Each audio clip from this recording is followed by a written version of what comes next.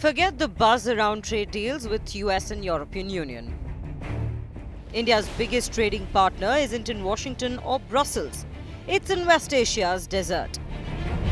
The Gulf Cooperation Council. 6 nations including Saudi Arabia and the UAE. $179 billion in trade.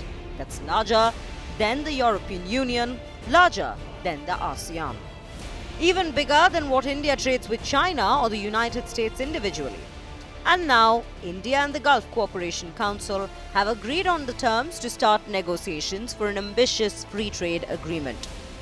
The GCC isn't exactly united.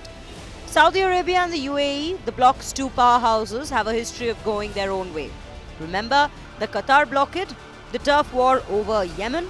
These aren't just diplomatic spats, they're fundamental rifts that have derailed regional cooperation before. And that's the elephant in the room nobody's talking about. Can 6 nations with competing visions actually negotiate as one with India?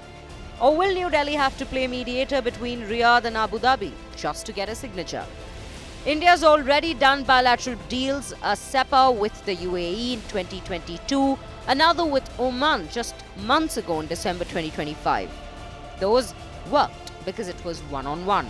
Simple, streamlined. But a GCC-wide agreement? That requires consensus. That requires Saudi Arabia and the UAE to agree on tariffs, on market access, on everything. And here's what's at stake. $121 billion in imports, mostly oil and gas that keeps India running.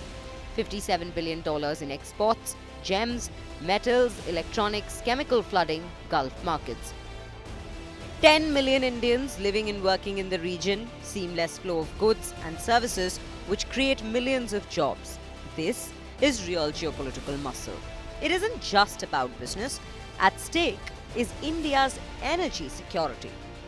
For Gulf nations, India offers a sizable market and diversification of exports at a time of global uncertainty. And let's be clear, Pakistan's watching nervously.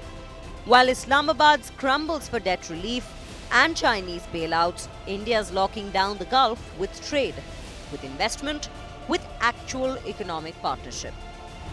A full India GCC pact doesn't just boost Delhi's economy. It squeezes Islamabad's strategic space in a region it once counted as an ally. The negotiations officially kicked off on Thursday. Commerce Minister Piyush Goyal signed the terms of reference with the GCC. Framework is set, but don't expect this to be easy. This isn't 2022 when India and the UAE shook hands and moved fast.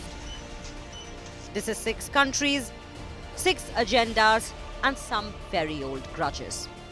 The mother and father of all deals might have grabbed headlines, but the Gulf deal, that's the one that could actually reshape India's economic future. If, and it's a big if, the GCC can get its house in order first. In ancient Greek mythology, anything King Midas touched turned to gold. At present, New Delhi seems to have the Midas touch to close long-pending trade deals. With Atishay Jain, Bureau Report, India Today Global.